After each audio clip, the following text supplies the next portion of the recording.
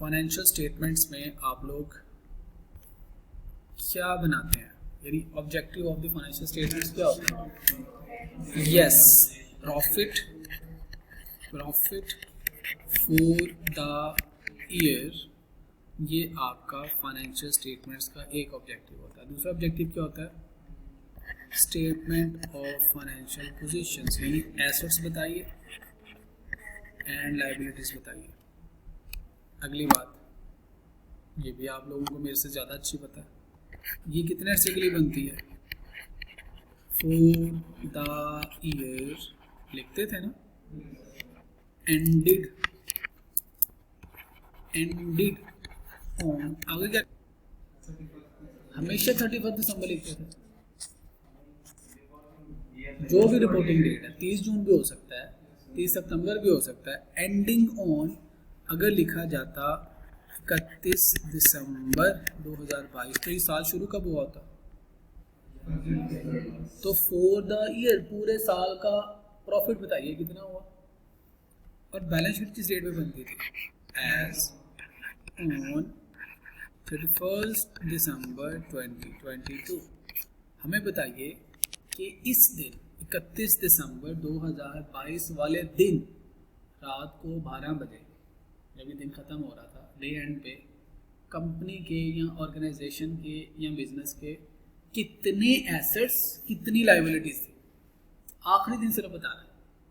यानी income statement बनती है पूरे 12 महीने के लिए, पूरे 12 महीने की सेल्स, पूरे 12 महीने की कॉस्ट ऑफ सेल, पूरे 12 महीने के एक्सपेंसेस, तो पूरे महीने का प्रॉफिट। लेकिन बैलेंस शीट कब बनती है? साल के आखिरी दिन कितने एसेट्स थे, कितनी लायबिलिटीज थी, दैट्स इट। तो ये है फॉर द ईयर और एज ऑन। तो फाइनेंशियल स्टेटमेंट्स का ऑब्जेक्टिव क्या होता था? प्रॉफिटेबिलिटी बताओ, और क्या बताओ? स्टेटमेंट ऑफ फाइनेंशियल पोजीशन बताओ। अब आते हैं, हम क्या पढ़ रहे हैं? अब हम तो पढ़ रहे हैं इनकम टैक्स रिटर्न। हम इनकम टैक्स पढ़ रहे हैं ना फिलहाल। अब ये जो डॉक्यूमेंट बनाना है, इसको क्या कहेंगे? इनकम टैक्स रिटर्न बनानी है हमने। पहले हम लिखते हैं, यहाँ पे लिखते हैं सिर्फ इनकम टैक्स, ऊपर फाइनेंशियल स्टेटमेंट्स लिखा ना, IFRS। इसके लिए लॉ क्या था? IFRS, जिसमें अकाउंटिंग स्टैंडर्ड्स भी हैं, रिपोर्टिंग स्टैंडर्ड्स भी हैं। अब हम इनकम टैक्स पढ़ने लगेंगे। इसके लिए क्या लॉ है? Income tax ordinance 2001, income tax ordinance 2001। और इसमें हमने बनाना क्या है? हमने बनानी है रिटर्न। जैसे आप इनकम स्टेटमेंट बनाते थे ना, इसमें रिटर्न बनानी है। रिटर्न किस पीरियड के लिए? अब यहाँ पे आएंगे, हमारे पास 3 साल आते हैं। फॉर नॉर्मल टैक्स ईयर और ट्रांजिशनल टैक्स ईयर और स्पेशल टैक्स ईयर है, 3 साल। इस टाइम पीरियड के लिए क्या बनाए? रिटर्न बनाए। और ये रिटर्न हमें क्या बताती है?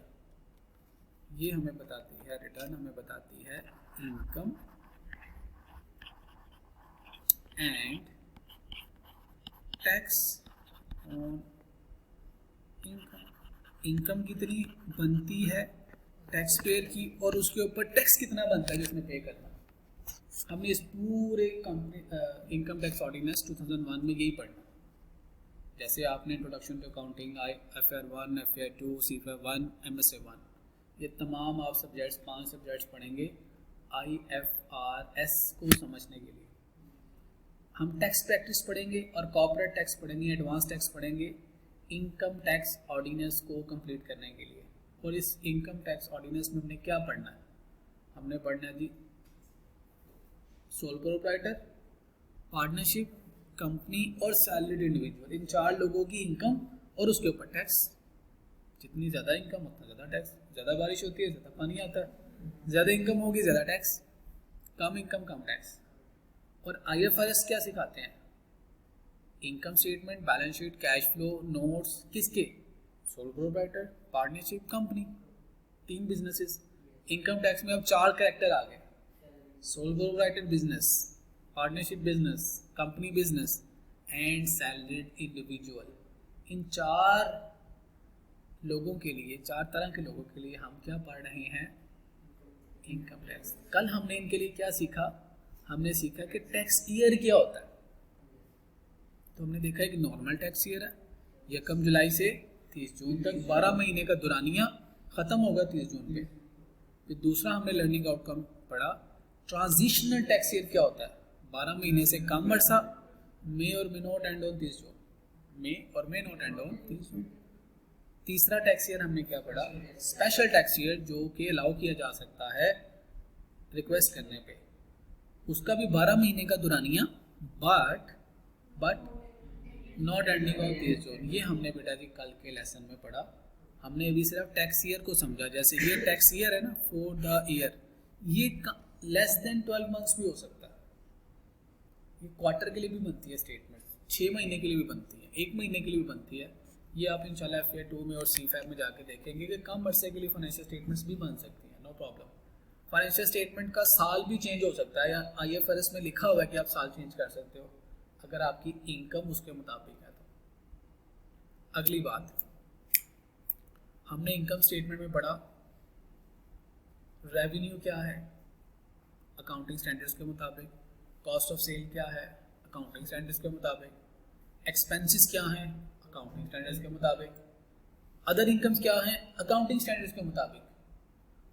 इनकम टैक्स में क्या पढ़ेंगे?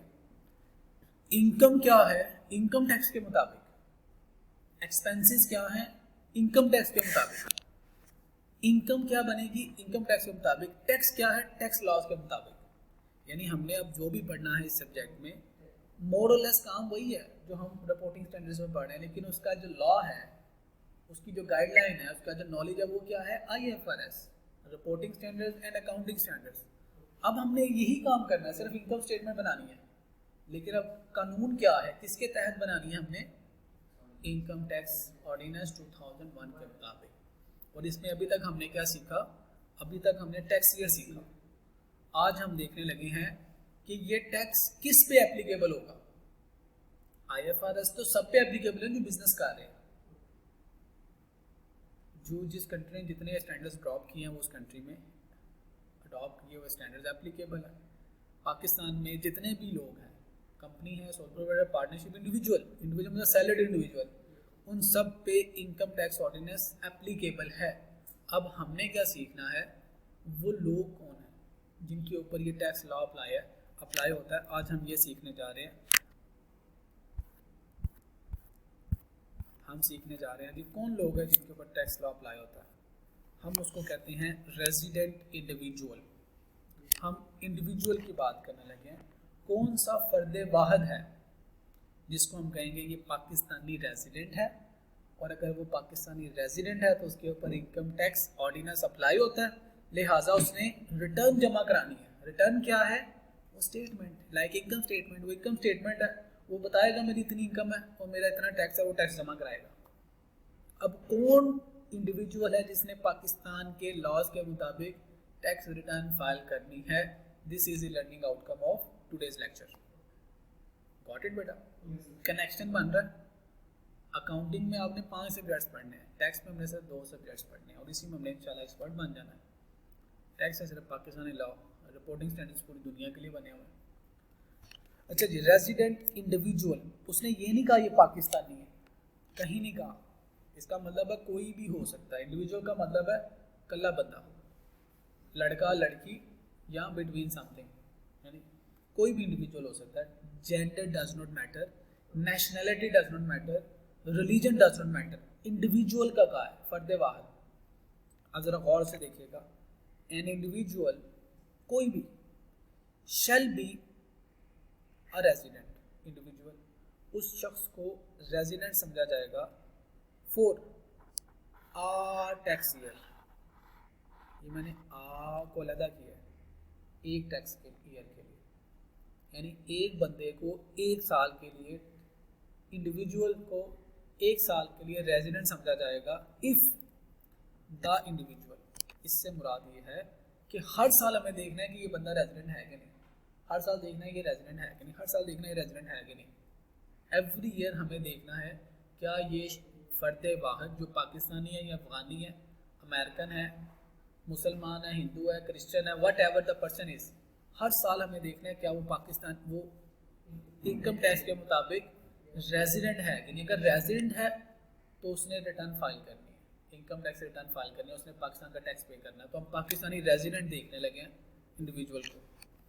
कहता है person is present in Pakistan for a period of, for a period of और पीरियड्स ऑफ, यानी वो एक ही दुरानिया होगा या मल्टीपल दुरानिया हो सकते हैं। पीरियड दुरानिया वक़्त, आप पूरा हफ्ता क्लास पढ़ें, कंटिन्यूसली पूरा महीना पढ़ें, या एक हफ्ता पढ़ा दरम्यान में छोड़ दिए, छुट्टी की फिर एक हफ्ता आ गए, तो ये मल्टीपल पीरियड्स हो गए आपके, एक कंटिन्यूसली पढ़े हो और एक वक्फों के साथ पढ़े हो। तो कहता है person is present in Pakistan for a period और पीरियड्स। अब आते हैं अमाउंटिंग इन एग्रीगेट, यानी total to, amounting to total कितने दिन, 183 दिन और more in the tax year. किसी भी टैक्स ईयर में अगर कोई इंडिविजुअल पाकिस्तान के अंदर 183 से ज़्यादा दिन रहा है तो वो पाकिस्तानी टैक्स पे करेगा। आसान अल्फाज में कोई भी इंडिविजुअल हो, किसी भी नेशनैलिटी से उसका ताल्लुक हो, इस पॉइंट के मुताबिक वो कह रहा है अगर पाकिस्तान में उसका 183 दिन या उससे ज़्यादा का स्टे है किसी भी टैक्स ईयर में, उस टैक्स ईयर के लिए वो उसके ऊपर जिम्मेदारी आयद होती है, पाकिस्तानी कानून अप्लाई होता है कि उसने पाकिस्तान में रिटर्न फाइल करनी और टैक्स पे करना। तो इंडिविजुअल के लिए क्या डेफिनेशन होगी जी, 183 दिन स्टे इन पाकिस्तान, एक ही दफ़ा मेरे 6 महीने 7 महीने इकट्ठा रह ले, या 1 महीने रहा बाहर चला गया, फिर 2 महीने रहा फिर बाहर चला गया, फिर 3 महीने रहा बाहर चला गया। तो इस तरह तमाम दुरानियों को ऐड कर लो और अगर 183 दिन किसी भी टैक्स ईयर में वो पाकिस्तान में रहा है तो वो पाकिस्तान के लिए रेजिडेंट है और उसने पाकिस्तान में रिटर्न जमा करानी है। और पाकिस्तान है बेटा मेरे पास, पाकिस्तान में रिटर्न जमा करानी है, और अगर उसने पाकिस्तान में रिटर्न जमा करानी है तो वो पाकिस्तान के लिए इंडिविजुअल होगा। गॉट इट बेटा जी। दूसरा पॉइंट, अभी इसकी इलस्ट्रेशंस करते हैं और अच्छा समझ आ जाएगा इंशाल्लाह। बी में देखिएगा, इज एन एम्प्लॉय, वो जो इंडिविजुअल है वो एम्प्लॉय है किसका, या ऑफिशियल है किसका, फेडरल गवर्नमेंट का, प्रोविंशियल गवर्नमेंट का, और उसको पोस्ट किया गया है abroad in the tax year. कहता है पाकिस्तानी इंडिविजुअल है, पाकिस्तानी मुलाजम है, पाकिस्तानी नेशनल है, लेकिन वो किसी दूसरी कंट्री में सर्व कर रहा है, जैसे पाकिस्तान डिप्लोमेट है, किसी दूसरी कंट्री में जाके काम कर रहे हैं। कहता है लेकिन उसने भी क्या करना है, वो भी पाकिस्तान के लिए रेजिडेंट है और उसने टैक्स रिटर्न पाकिस्तान में जमा करानी है। सैलरी कहाँ से जा रही है, गवर्नमेंट ऑफ पाकिस्तान की तरफ से जा रही है, टैक्स कट के जा रही होगी उसकी सैलरी। तो दूसरी डेफिनेशन आ गई। पहली डेफिनेशन जिसके लिए किसी भी इंडिविजुअल के जो 183 दिन पाकिस्तान में रहे, दूसरी पाकिस्तान की गवर्नमेंट का एम्प्लॉई है या उसका कोई ऑफिशियल है और वो पाकिस्तान ने उसको किसी दूसरी कंट्री में डिप्यूट किया अपने किसी काम के लिए, चाहे अब वो पूरा साल वहाँ पे रह रहा है, पाकिस्तान में एक दिन भी नहीं रहा, तो वो पाकिस्तान के लिए क्या है, रेजिडेंट। उसने इनकम टैक्स रिटर्न पाकिस्तान में जमा करानी है, टैक्स पाकिस्तान में जमा कराना है। समझ आया पॉइंट। तीसरा, अ सिटीजन ऑफ पाकिस्तान। अब ये पाकिस्तानी जिसका वो पाकिस्तानी शनाख्ती कार्ड है, who is not present in any other country for more than 182 days. यानी एक शख्स है, यानी मैं अपनी बात करता हूँ, मैं 4 महीने रहा हूँ पाकिस्तान में, 4 महीने यानी समझ लें कि 120 दिन पाकिस्तान में रहा हूँ, 120 दिन मैं यूएई में रहा हूँ, 120 दिन मैं यूके में रहा हूँ, 120 दिन कनाडा में रहा हूँ। तो मैं तो टैक्स किसी कंट्री में नहीं पे कर रहा, किसी कंट्री में 182 दिन रहा ही नहीं, तो इसका मतलब मैं किसी कंट्री का रेजिडेंट ही नहीं, इसका मतलब मैंने किसी कंट्री में टैक्स ही नहीं पे करना। तो पाकिस्तानी टैक्स डिपार्टमेंट ठहर जाता रहा भाई, इसका मतलब आप किसी कंपनी में रेजिडेंट नहीं, आपने कहीं टैक्स नहीं पे करना, तो फिर हमें टैक्स पे करो। कहते हैं a citizen of Pakistan who is not present in any other country for more than 182 days during the tax year और he is not a and दूसरे में कहता है और he is not a resident tax payer of any other country. कहता है यहाँ तो उसने 182 दिन किसी कंट्री में सुकून से नहीं गुजारे, दूसरी बात, और वो किसी दूसरी कंट्री में टैक्स भी नहीं पे कर रहा, तो फिर वो हमारा टैक्स पेयर है, उसने हमें टैक्स पे करना। ये नोट नीचे कहता है the amendment is made basically for those Pakistani citizen who do not stay in one country for 180 days and remain non-resident for all the other countries may residing during the year। कहता वो किसी और country में tax नहीं पे कर रहा तो उन्हें वो टैक्स कितने लेना है, पाकिस्तान की गवर्नमेंट ने। तो तीन तरह की, हाँ जी, पासपोर्ट के ऊपर लिखा होता है कब आप एंटर हुए कब एग्जिट हुए, और गवर्नमेंट के बाद रिकॉर्ड होता है जो इमिग्रेशन वाले होते हैं ना, जब आप पाकिस्तान से एग्जिट होते हैं तो उनके बाद रिकॉर्ड है बंदा पाकिस्तान से नहीं का फला कंट्री में, जिस दिन आप पाकिस्तान वापस आएंगे तो आपके पासपोर्ट से एंट्री होगी कहाँ से वापस आए हो, आपके पास रिकॉर्ड होता है तो पाकिस्तान में कितने दिन रहा है, दूसरी कंट्रीज में कितने दिन रहा है ये रिकॉर्ड पाकिस्तान के पास नहीं होगा, but it can be obtain. और अगली बात, हर बंदे का की टैक्स रिटर्न हर बंदे ने खुद जमा करानी होती है। टैक्स डिपार्टमेंट का काम नहीं है कि आपका भी रिकॉर्ड रखे, इनका भी, मेरा भी, सबका रिकॉर्ड रखे कि इसने रिटर्न जमा करानी है इसने नहीं करानी। टैक्स डिपार्टमेंट रिकॉर्ड नहीं रखता, ये आप पे जिम्मेदारी आती है। और अगर आप नहीं जमा कराते, कहते हैं ignorance of law is no excuse. आपको पाकिस्तानी कानून का नहीं पता तो इसका मतलब ये नहीं है कि आपको माफ़ी है। अब जब आप पकड़े जाओगे तो आपको जुर्माने होंगे। आप पाकिस्तानी तो आपको ज़रूर पाकिस्तानी कानून का पता होना चाहिए।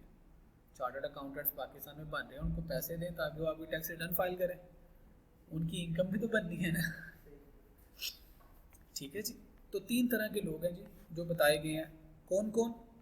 जो पाकिस्तान में किसी का भी स्टे 183 डेज तक है, एम्प्लॉय और ऑफिशियल ऑफ फेडरल गवर्नमेंट और प्रोविंशियल गवर्नमेंट लेकिन किसी और कंट्री में काम कर रहा है, सिटीजन पाकिस्तान का है लेकिन किसी दूसरी कंट्री में टैक्स नहीं पे कर रहा, 182 दिन तक नहीं रह रहा, तो ये तीनों लोग पाकिस्तान के लिए कौन है? रेजिडेंट। और अगर रेजिडेंट है तो उसने क्या करना है? टैक्स रिटर्न फाइल करनी है। रिटर्न फाइल करने का मतलब है पाकिस्तान में टैक्स पे करो। क्लियर हो गया कि रेजिडेंट कौन है? रेजिडेंट समझ आ गई, टैक्स ईयर समझ आ गया। टैक्स ईयर क्या है? नॉर्मल टैक्स ईयर 1 जुलाई से 30 जून के दरमियान में अगर 183 दिन पाकिस्तान में रहा तो टैक्स पे करो। इसी साल के अंदर आपको किसी दूसरे कंट्री में भेज दिया गया तो आपने टैक्स पे करना है। इसी साल में 1 जुलाई से 30 जून के दरमियान में आप किसी और कंट्री में 182 दिन नहीं रहे, किसी और कंट्री के टैक्स पेयर नहीं हो, तो फिर आप पाकिस्तान के टैक्स पेयर समझे जाओगे। क्लियर जी? ओके, अब आगे चलते हैं। अब आगे आता है जी दिनों का रोला। इन्हें दिन कैसे काउंट होने हैं, इसके लिए rules number 14 of the income tax ordinance income tax rule 2002 state that method of the computing the number of days of stay। अब पाकिस्तान में क्या 24 घंटे रहोगे तो एक दिन काउंट होगा, या 1 घंटा भी आएंगे तो दिन काउंट होगा? ये बड़ा इंपॉर्टेंट पॉइंट है, इसके ऊपर वो एग्जाम में प्ले करता है। कहता है जी पार्ट ऑफ अ डे, किसी भी दिन का कोई भी हिस्सा, 1 मिनट, 1 घंटा, 12 घंटे, 23 घंटे, 23.5 घंटे, पार्ट ऑफ अ डे से ये मुराद है कि दिन का कोई भी हिस्सा, that N individual is present in Pakistan, किसी भी दिन में 1 मिनट के लिए भी आप पाकिस्तान में हो तो वो दिन काउंट होगा कि आप पाकिस्तान में थे। ये बात समझ आई? पार्ट ऑफ अ डे, दिन के किसी भी हिस्से में आप हो, सुबह, दोपहर, शाम, रात, 1 मिनट के लिए, आधे घंटे के लिए, 1 दिन के लिए, 12 घंटे के लिए, किसी भी लम्हे के लिए, इफ यू वर इन पाकिस्तान तो that day will be counted for 183 days जो हम काउंट करना चाहते हैं, including the day of arrival, जिस दिन आपका जहाज़ लैंड हुआ, हवाई जहाज़ है, बैरी जहाज़ है या बॉर्डर से आए हो, जिस दिन आप पाकिस्तान के अंदर आ गए, जिस लम्हे आए वो वाला दिन count, and day of departure, जिस दिन पाकिस्तान से जा रहे हो, रात को 12:01 पे गए हो तो वो जो 1 मिनट अगले दिन का हो गया ना, वो वाला दिन भी काउंट हो गया। अगर आप 11:59 और 59 सेकंड्स पे फ्लाई करके निकल गए हो तो अब आपका अगला दिन काउंट नहीं होगा। ये बात समझ आइए? इसका मतलब है पार्ट ऑफ आर डे, जिस दिन भी आप पाकिस्तान में आए या पाकिस्तान, वो भी काउंट होगा एज ए होल डे, उसको पूरा दिन कंसीडर किया जाएगा। ये नहीं कि अब आप घंटे काउंट करने शुरू हो जाएंगे, 183 दिन है तो 1 घंटा भी काउंट करें तो 24 घंटे हो तो 1 दिन, ये नहीं। टैक्स के मुताबिक, इसके लॉ के मुताबिक अगर आप किसी दिन भी पाकिस्तान में एक लम्हे के लिए भी मौजूद थे तो वो पूरा दिन कंसीडर होगा। मैं नहीं कह रहा, लॉ कह रहा है। चार्टर्ड अकाउंटेंट्स कौन होते हैं? ये तहकीक करना इनका काम नहीं है, ये रिसर्चर्स नहीं है। ये कौन है? ये कंप्लायर है, ये इम्प्लीमेंटर है, ये रेगुलेटेड एनवायरनमेंट में काम करते हैं। आपको क्या पढ़ाया जा रहा है? IFRS यानी अकाउंटिंग स्टैंडर्ड्स हैं, उसके मुताबिक फाइनेंशियल स्टेटमेंट बनाना सिखाई जाएंगी। कोई रिसर्च नहीं करनी है आपने। इनकम टैक्स ऑर्डिनेंस, उसके मुताबिक टैक्स रिटर्न फाइल करनी, कोई रिसर्च नहीं है। आप रिसर्चर नहीं हो, you are in the environment of regulations. Companies act 2017 आपने उसको कंप्लाई कराना है। 3 रेगुलेशंस, ऑडिट लॉज आपने उसके मुताबिक ऑडिट करना है। आपको रिसर्च करने का नहीं कहा गया कि वो नई चीज़ तख्लीक करके ले आओ। तो ये अगर इनकम टैक्स ऑर्डिनेंस में लिख दिया गया है तो इसका मतलब ऐसे ही होगा। कैसे होगा? दिन कैसे काउंट करनी है कि जिस दिन आप एक लम्हे के लिए भी पाकिस्तान में थे, ऑर्डिनेंस कहता है कि हम पूरा दिन कंसीडर करेंगे। वर्दा समझ आ गया आपको बेटा? दूसरा point, the following days in which an individual is wholly और partially present in Pakistan count. इसको भी काउंट करें। पूरा दिन पाकिस्तान में था या थोड़ा दिन पाकिस्तान में था। नेमली पब्लिक हॉलीडे है, वो कहता जी मैं ईद वाले दिन आया था, ईद वाले दिन जो छुट्टी होती है उसको काउंट ना करें। कहता नहीं जी पब्लिक हॉलीडे काउंट होगी। आपका पाकिस्तान में होना जरूरी है, वो दिन कोई भी है वो पूरा दिन काउंट होगा। डे लीव, आप बीमार हो या आपने वो छुट्टियाँ ली है सैर व तफरीह के लिए तो पाकिस्तान में आए हो, या आप एम्बुलेंस पे लाए गए हो दिल का ट्रीटमेंट कराने के लिए। पाकिस्तान में स्पेशलिस्ट हैं, दुनिया से लोग आए हैं। अल्लाह करे ऐसा टाइम भी आए, हमारे लोग बाहर जाते हैं, अल्लाह करे लोग भी यहाँ पे आए। अगर आपको बीमारी की हालत में भी लाया गया ना, आप सिक लीव भी हो तो वो भी दिन काउंट होगा। तो आप ये नहीं कह सकते मैं तो बीमार था इसलिए पाकिस्तान में आया था तो लिहाजा मेरा ये दिन काउंट ना करे। वो कहता नहीं जी आए थे पाकिस्तान होना है तो पाकिस्तान से ना, hence the day will be counted. A day that individual's activity in Pakistan is interrupted. आप किसी बिजनेस के सिलसिले में आए थे लेकिन आपका काम नहीं हो सका, आगे स्ट्राइक चल रही थी, आगे धरना चल रहा था, आगे कोर कमांडर का हाउस था उस पर अटैक चल रहा था, वट एवर दी एक्टिविटी, आपका काम इंटरप्ट हो गया। आपने लैपटॉप लगाया, ऑन किया, बिजली चली गई, इंटरप्शन हो गई है। तो आप कहेंगे मैं तो जो काम आया था वो हुआ ही नहीं, तो मेरा ये दिन काउंट ना करे। लागत ठहर जो पाकिस्तान में मौजूद थे, भावें तेरा काम नहीं होया, but the day will be counted. Because of strikes हो सकती हैं, लॉकआउट हो सकते हैं, डिले हो सकता है इन रिसीट ऑफ सप्लाईज, ब्ला ब्ला ब्ला। अब इनमें से कोई पॉइंट उठाएगा आपको सवाल में डाल देगा, यू शुड हैव अंडरस्टैंडिंग। उसके बाद कहता है और इसको एज ए थ्योरी भी पूछ सकता है। A holiday spend by individual, holiday छुट्टी है, by spend in Pakistan because during और after any activity in Pakistan. Pakistan में बिजनेस के सिलसिले में आए थे तो बिजनेस यानी किसी एक्टिविटी में आए थे, ख़रीदो फरोख्त करने, कराची पोर्ट पे जाना था आपको, लेकिन आप लाहौर में आ गए, आप इस्लामाबाद में चले गए, मरी में चले गए, आपने छुट्टी गुजार ली काम करने से पहले या बाद में, लेकिन रहे तो पाकिस्तान में ना, वो भी दिन काउंट हो जाएगा। तो आप ये नहीं कह सकते कि जो मेरा ऑफिशियल डे है वो काउंट करे, जो मेरा हॉलीडे है वो काउंट ना करे। तो उसने बाय नेम कह दिया, भाई बहाना कोई नहीं। अगर आप पाकिस्तान में एक लम्हे के लिए भी हो तो that day will be counted as a full day. ठीक है जी, तो एक लम्हा उसको भी काउंट करना है, ये लिखा हुआ काउंट, और एक दिन भी है चाहे आधा दिन है या पूरा दिन है उसको भी काउंट करें। तो ये आपको गाइडेंस दे दी गई दिन काउंट करने के लिए। आगे देखिए, अ डे और part of day where an individual is in Pakistan solely, solely का मतलब है एक ही मकसद है, क्या? By reason of being transit, in transit to out between two different places outside Pakistan. यानी आपने जाना कहाँ है? आप जाना चाहते हो यूके,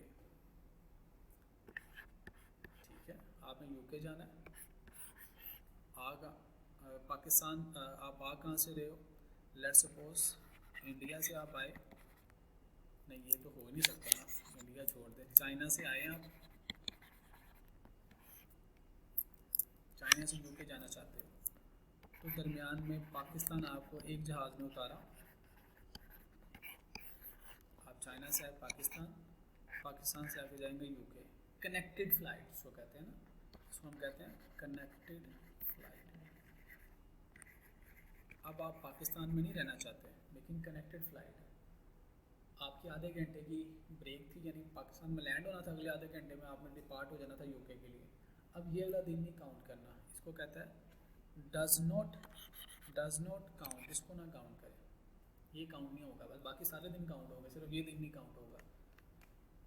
आपने जाना यूके है, आप चाइना से पाकिस्तान आए, आप नहीं आए, जहाज़ आपको लेके आए, उसने कहा जी यहाँ से दूसरे जहाज़ में बिठा के भेजेंगे, यहाँ पे आए, धुंध आ गई, 3 दिन के लिए आपको पीसी में उन्होंने ठहराया एयरलाइन कंपनी ने, 3 दिन तक आप पाकिस्तान में रहे हो, चौथे दिन उन्होंने कहा कि अब मौसम साफ आए, आपको गाड़ी लेने आई, जहाज़ में बिठाया और अब आपको यूके ले गए, वो 3 दिन पाकिस्तान में स्टे किया है, लेकिन आपके इख्तियार में नहीं था, इन ट्रांजिट की वजह से आपको रहना पड़ा, तो ये 3 काउंट नहीं होंगे। इसके अलावा एक लम्हा भी पाकिस्तान में रहेंगे, that day will be counted. Clear है ये बात? तो 2 पॉइंट्स हैं सिर्फ, अगर इसको शॉर्ट करना चाहूँ, अगर इन ट्रांजिट की वजह से, कनेक्टेड फ्लाइट की वजह से पाकिस्तान में मजबूरन स्टे है, वो दिन काउंट नहीं होगा। उसके अलावा 1 मिनट के लिए भी पाकिस्तान है तो पूरा दिन काउंट हो जाएगा। Clear ji?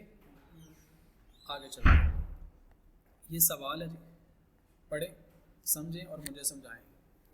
Explain the residential status of the following person for the tax year 2024।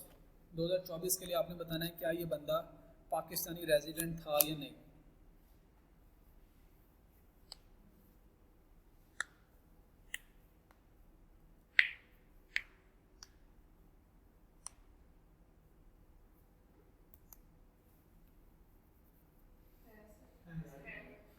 Tax year 2024 कब शुरू हुआ होगा बेटा जी?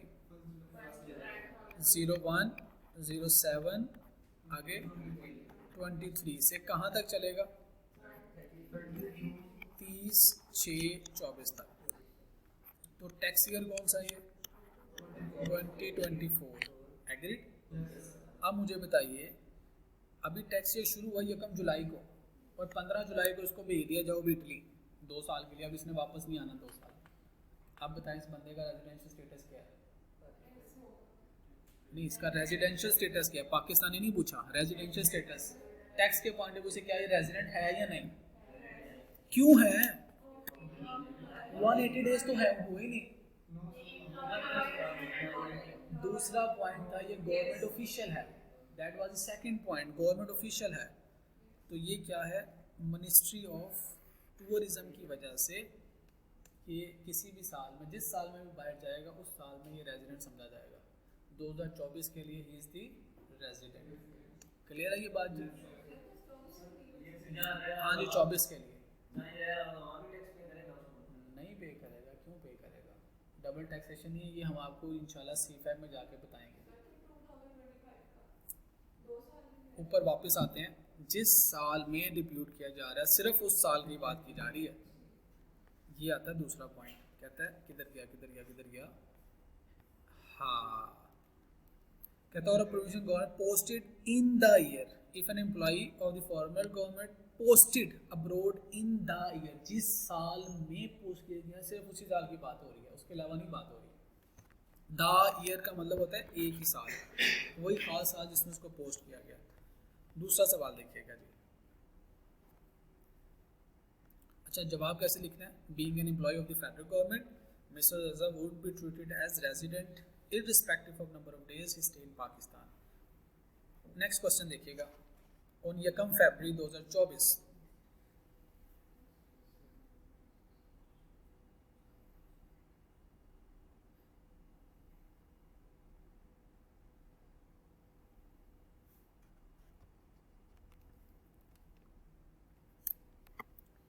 ये साहब पाकिस्तान में आए हैं 01, 02, 24 में आए हैं और पाकिस्तान में रहे हैं 23, 08, 24, यहाँ तक पाकिस्तान में रहे हैं।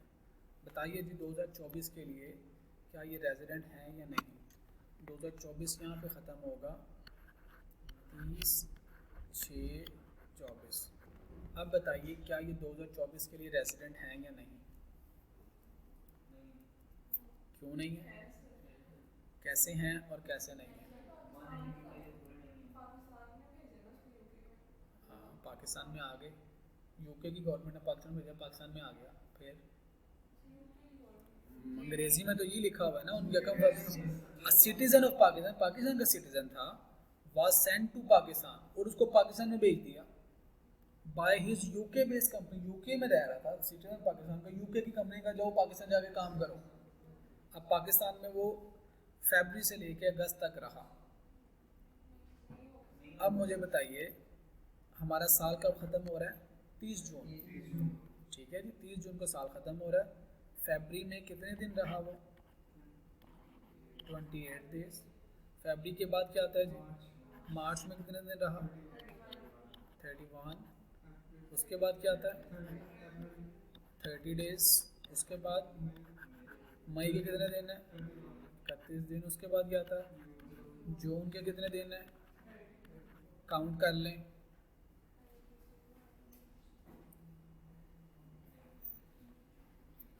जिसके पास कैलकुलेटर नहीं होता ना वो अच्छा बच्चा नहीं होता। जी बताइए। अब बताइए बेटा, टैक्स ईयर कौन सा था? टैक्स ईयर 2024 के लिए क्या ये रेजिडेंट है? देखिए, जिसने रट्टा लगाया होगा वो तो कहेगा 180 डेज, ये तो रेजिडेंट है। और जिसने समझा होगा वो कहेगा नहीं, पूछा गया हुआ 2024 के लिए बताओ रेजिडेंट है कि नहीं, तो ये 2024 के लिए रेजिडेंट नहीं है। क्लियर हो गया जी कॉन्सेप्ट? इसने सिर्फ 150 डेज यहाँ पे स्टे किया, तो 150 डेज नीचे सोल्यूशन आ गया जी। Since he stays Pakistan is less than 180 days in Pakistan, he is not resident for Pakistan. क्या ये बंदा कभी पाकिस्तानी रेजिडेंट हो सकता है?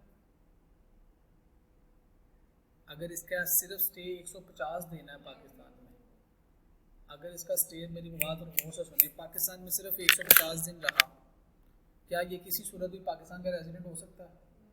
हो सकता है। अगर यूके वाले ने इसको 3 महीने के लिए कनाडा में रखा, 2 महीने के लिए इसको यूएसए में रखा, 3 महीने ऑस्ट्रेलिया रखा, किसी दूसरी कंट्री में 182 या उससे ज़्यादा दिन नहीं रहा, किसी दूसरी कंट्री का ये टैक्स पेयर नहीं है, तो फिर है पाकिस्तानी टैक्स पेयर है, भावें 150 दिन रहा तो भावें 1 दिन रहा। तो दोनों पॉइंट ऑफ व्यू से देखना बेटा जी। तीसरा पॉइंट भी है, जागते रहना। ओके जी, आगे लिखा हुआ, however if he is not present in any other country for more than 182 days or is not a taxpayer of any other country, तो वो फिर पाकिस्तान में टैक्स अदा करेगा। एक और सवाल देखिएगा जी, लेकिन इसमें देखते हुए ये देखिएगा कि इसको स्पेशल टैक्स ईयर अलाउ किया गया है, कैलेंडर ईयर, यानी इसका साल कौन सा था? 1 जनवरी से लेके 31 दिसंबर तक। ये ज़हन में रख के पढ़ें इसको।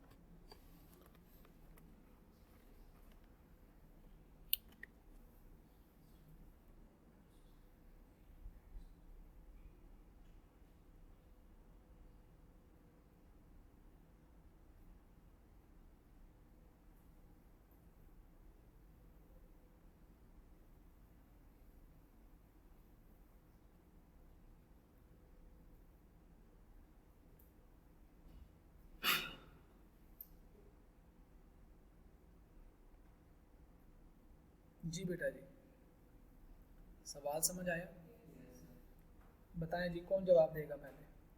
अच्छा बेटा, इंसल्ट करना बिल्कुल पर्पस नहीं है, पार्टिसिपेट कीजिए ताकि आपकी थॉट प्रोसेस का पता चल सके। अगर वो गलत है तो उसको ठीक किया जाए, ठीक है तो उसको अप्रिशिएट किया जाए। तो काइंडली क्लास में पार्टिसिपेट करना है। जी बताइए जी, हु विल टेल मी? ये पाकिस्तान का रेजिडेंट कंसीडर होगा। किस बेस पे बेटा आपका जवाब है? किस बेस पे आप जवाब दे रहे हैं? लॉजिक बतानी है आपने। फ्रॉम 2 अगस्त से 30 जून तक आप कह रहे हैं 180 डेज से ज़्यादा है, चाहे वो पेशावर में रह रहा है चाहे वो क्वेटा में रह रहा है, तो पाकिस्तान में। हाँ जी, किसका ख्याल है कि ये टैक्स पे नहीं है?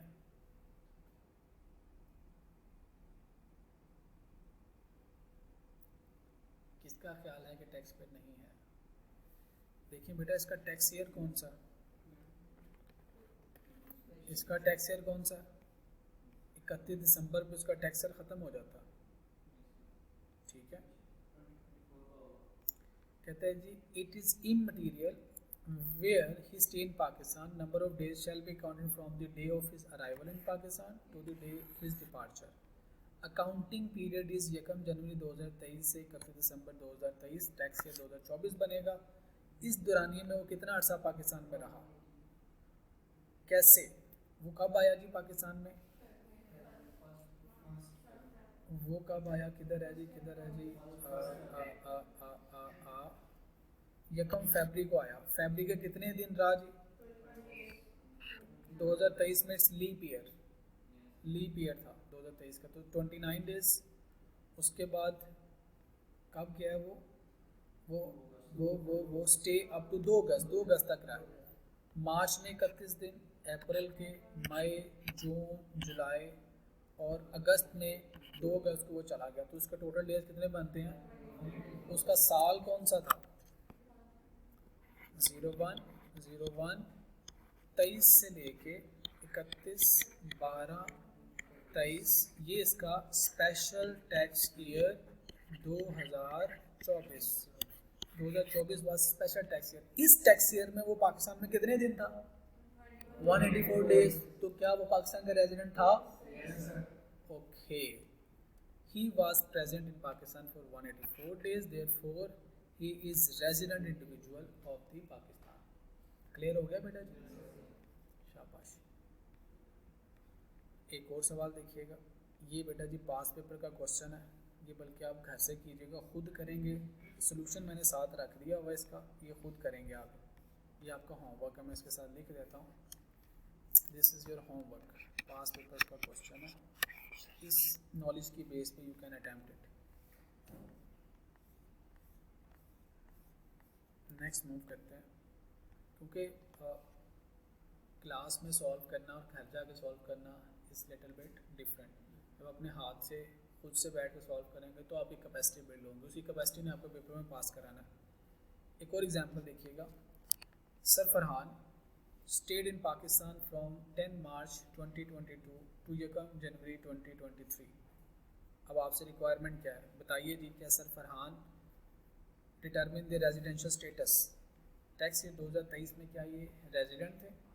टैक्स ईयर 24 में क्या ये रेजिडेंट थे? सोचें, समझें और मुझे जवाब दें।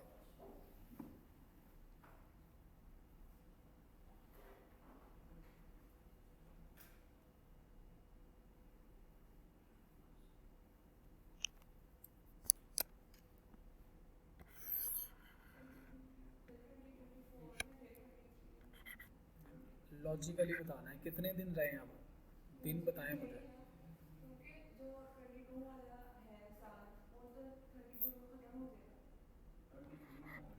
टैक्स ईयर 2023 का जवाब पहले बताते हैं जी। 2023 कब शुरू हुआ? 01 07 23 से शुरू हुआ, 22 से शुरू हुआ, ठीक है जी। तो ख़त्म कब होगा? 30/6/23, यहाँ पे ख़त्म होगा। इस साल में this is the normal tax year 2023। इस साल में सर फरहान का पाकिस्तान में कितना स्टे है? मार्च में कितने दिन रहे? 10 डेज। 10 डेज काउंट, 10 डेज 10 को आए हैं, 10 भी काउंट होगा। कितने दिन बनते हैं? 22 डेज बनते हैं। कैसे भला? 10 मार्च को शामिल करें, 10, 11, 12, 31 तक काउंट करेंगे तो इट्स 22 डेज, राइट। मार्च के बाद अप्रैल में कितने दिन रहे? सॉरी भाई, वो आए 10 मार्च को है, पाकिस्तान में रहे कितने? स्टे इन पाकिस्तान 10 मार्च से। मार्च के बाद अप्रैल में कितने महीने रहे, कितने दिन रहे? अप्रैल 30 प्लस कर लें। अप्रैल के बाद मई में कितने दिन रहे? 31 दिन। जून में कितने दिन रहे? 30 डेज। बस यहीं पे साल ख़त्म। बताइए कितने दिन रहे इन टोटल? 113। बताइए क्या रेजिडेंट है? Non resident. टैक्स पे करेंगे सर फरहान? गलत जवाब। टैक्स पे करेंगे सर फरहान? पाकिस्तान में 113 दिन रहे, क्या टैक्स पे करेंगे? क्यों नहीं? अगर इन्होंने किसी और कंट्री में 182 दिन या उससे ज़्यादा स्टे नहीं किया तो ये पे करेंगे टैक्स पेयर भी। अगर ये किसी और कंट्री में टैक्स पेयर नहीं है सरफरान, और किसी और कंट्री में ये इन्होंने 182 दिन स्टे नहीं किया, तो फिर ये पाकिस्तान में टैक्स पे करेंगे। ओके जी, तो रेजिडेंट कंसीडर हो सकते हैं, सिर्फ दिन नहीं देखने हैं, ये भी देखना है दूसरी कंट्री में भी रहे हैं कि नहीं, दूसरी कंट्री में टैक्स पेयर हैं या नहीं, ये भी देखना है। अब दूसरा सवाल, हाँ यस, ये भी देखना है डेफिनेट, 3 पॉइंट्स है ना रेजिडेंट के लिए। दूसरा सवाल क्या है, टैक्स ईयर 2024 का भी बताइए। अब टैक्स ईयर 2024 कब शुरू होगा जी? 01, 07, 23 से लेकर ये कब तक चलेगा? 30/6/24 तक। This is the tax year 2024, normal tax year 2024। ठीक है जी। अब इस टैक्स पीरियड में कितना अर्सा सरफरान रहे? सर ने 1 जनवरी 2023 को फ्लाई किया। ठीक है जी, 1 जनवरी 2024 लिखना था, सॉरी ये 2024 आएगा, माई अपॉलॉजीज, इट्स 2024 नहीं 23, नहीं 23 है, ठीक है जी 23 है, सॉरी जी, माई अपॉलॉजीज। तो ये कब आए हैं जी, कैसे आएगा? 1 जनवरी को तो ये चले गए हैं।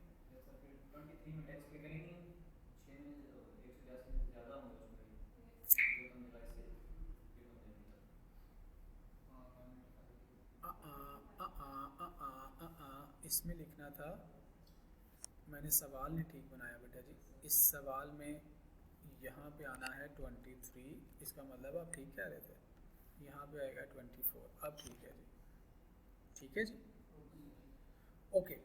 अब देखिए 1 जनवरी 2024 को गए हैं, तो पाकिस्तान में कितना अर्सा स्टे किया? जुलाई में कितने दिन स्टे किए होंगे? 31। जुलाई के बाद अगस्त में कितने दिन स्टे किया? 30। अगस्त के बाद सितंबर में, ओके अच्छा लड़ते क्यों हैं यार? सितंबर में 30, नवंबर में, अक्टूबर में 30, 31, अक्टूबर के बाद नवंबर में, दिसंबर, और जनवरी में कब गए हैं? ये 1 दिन रहे हैं सर, ये कब जनवरी में चले गए 1। तो अब ग्रैंड टोटल करें 185। तो क्या ये रेजिडेंट हैं? He is the resident for 2024। Clear जी?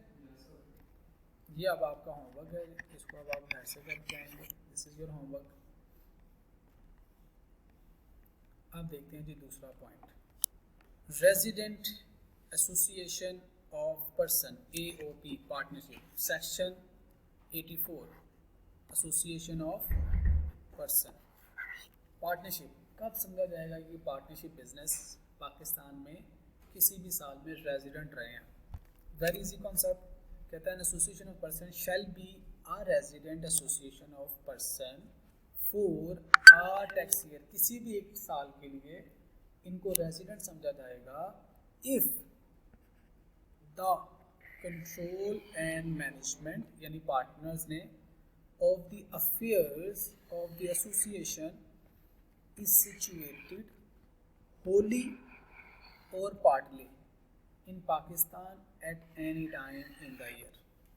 3 बातें आ गई, यानी मैनेजमेंट पाकिस्तान से हुई है, फुली यानी सारे पार्टनर पाकिस्तान में आए, कोई एक पार्टनर पाकिस्तान में आया, और चाहे 1 घंटे के लिए भी पाकिस्तान में आया, यानी for eight any time in the Pakistan, तो उस पार्टनरशिप बिजनेस को कहेंगे ये पाकिस्तान के लिए रेजिडेंट है। दोबारा रिपीट करता हूँ, कोई भी पार्टनरशिप फर्म चाहे पाकिस्तान में रजिस्टर हुई है चाहे बाहर रजिस्टर्ड हुई है, पाकिस्तान में उसमें से कोई भी एक पार्टनर किसी एक लम्हे के लिए भी पाकिस्तान में रह के उसने मैनेजमेंट किया, पार्शली हो जाएगा, सारे पार्टनर चाहे तो फुली हो जाएगा, होली, तमाम मैनेजमेंट नहीं है, किसी भी मैनेजमेंट पर्सनल ने किसी भी लम्हे पाकिस्तान में रह के मैनेजमेंट किया, तो हम उस AOP को क्या कहेंगे? ये पाकिस्तान के लिए रेजिडेंट, इसने पाकिस्तान में टैक्स पे करना है। ये बात समझ आई है? एट एनी पॉइंट, किसी भी टाइम पे पाकिस्तान में रहे हैं, फुल मैनेजमेंट की बात नहीं हो रही, फुल या पार्शल, एक दिन भी नहीं, 1 घंटा भी नहीं, 1 मिनट भी रहे ना पाकिस्तान में, इसमें 183 डेज का कंसेप्ट ही नहीं है।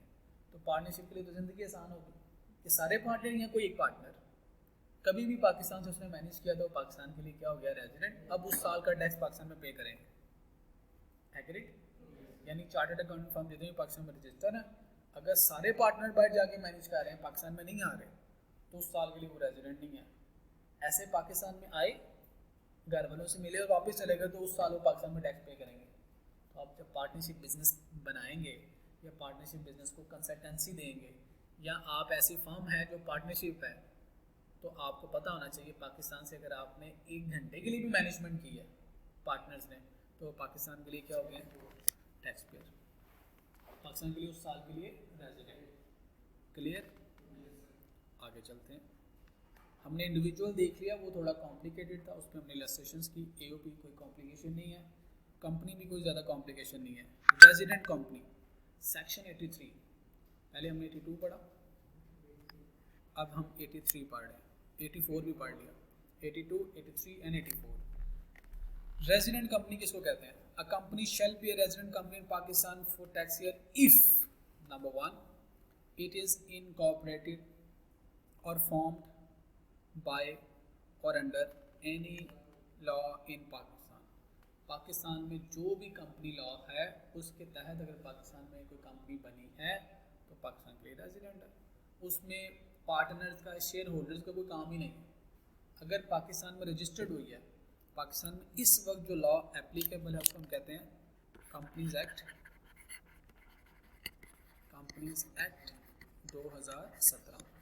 इससे पहले था कंपनीज ऑर्डिनेंस 2016, उससे पहले था 84, उससे पहले था 1930। किसी भी कंपनी लॉ के तहत पाकिस्तान में कंपनी रजिस्टर हुई है तो वो हर हाल में पाकिस्तान के लिए रेजिडेंट है। एक ये पॉइंट। दूसरा point, the control and management of its affair situated wholly in Pakistan. उसमें क्या था, पार्टनरशिप में क्या था, तो एक पार्टनर भी आ गया ना पाकिस्तान में तो वो पाकिस्तानी रेजिडेंट। इसमें क्या क्या है, सारे डायरेक्टर्स पाकिस्तान में, Holi fully in Pakistan and any time in the year, किसी भी वक्त में सारे डायरेक्टर पाकिस्तान में घूमने आए हैं तो वो कंपनी क्या हो जाएगी, पाकिस्तानी रेजिडेंट बन जाएगी। ये बात समझ आएगी?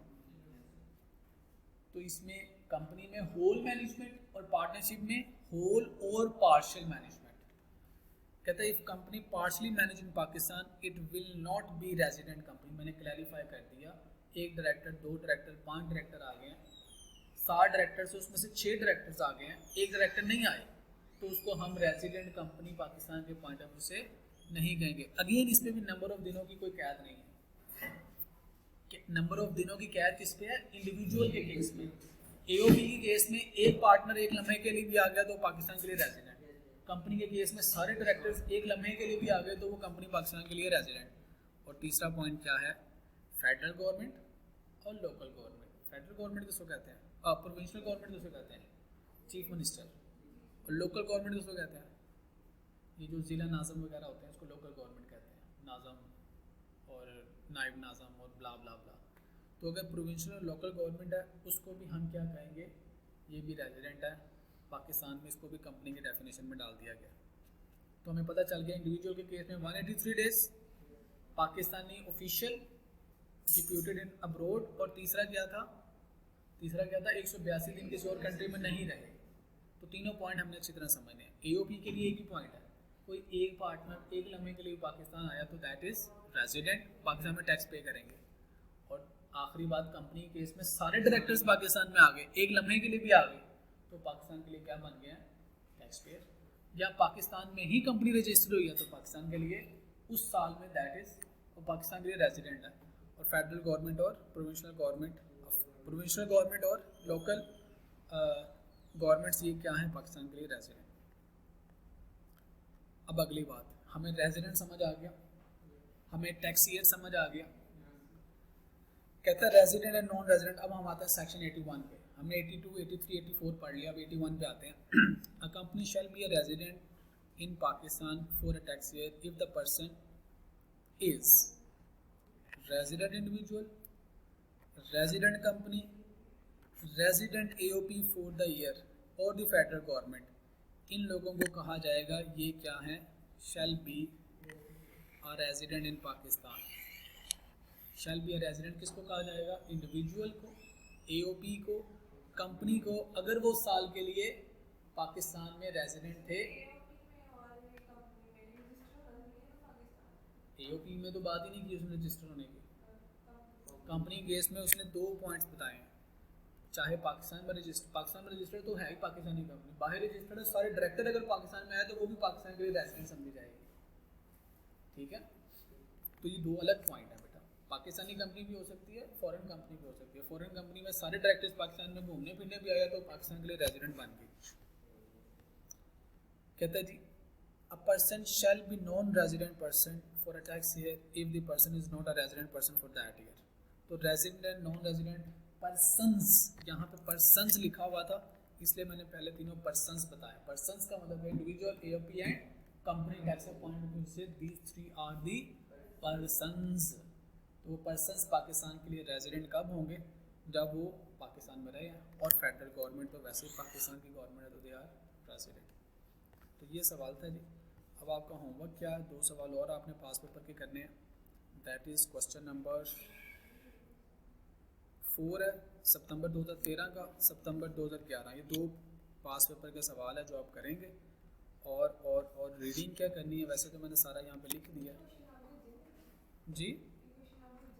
पास पेपर डाउनलोड करें, ढूंढें, क्या बात है। अब आपने रीडिंग क्या करनी है, वैसे तो ये सारा कंटेंट कंप्लीट है लेकिन फिर भी बुक में से आप रीडिंग करेंगे। F2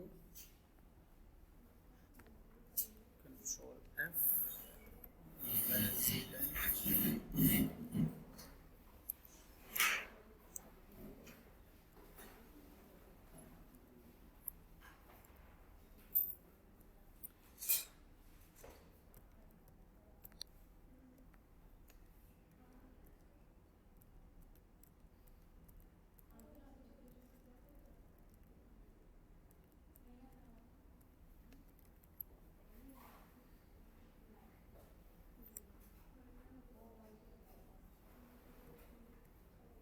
चैप्टर नंबर 4 में I believe its heading number 5 residential status. Chapter number 4 heading number 5 ये आप पढ़ेंगे आज घर जाके जी। चैप्टर नंबर 4 हेडिंग नंबर, जी बेटा जी, और हाँ जी heading number 5 is residential status. ये आपके सामने है जी, रेजिडेंशियल स्टेटस। ये आपने अपनी किताब में से रीडिंग करके आनी है। ओके जी, सी यू टुमारो, अल्लाह हाफ़िज़।